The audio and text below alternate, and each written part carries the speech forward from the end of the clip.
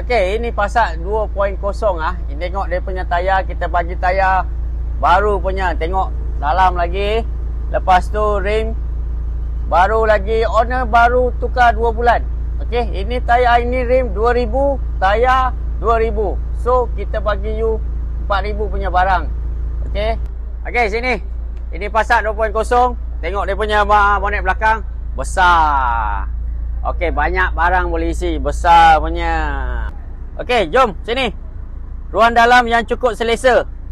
Okey, belakang cukup selesa dengan leather seat full set. Okey, cantik punya. Ini kalau buat kat luar confirm 3000. Tengok dia punya mileage. Condition mileage, tengok. Mileage tak ada adjust punya ah. Ini owner memang betul-betul jaga ini kereta. Okey, Passat punya sound system owner lama sudah tukar. Ini paling kurang 2500 punya sound system dengan Android player.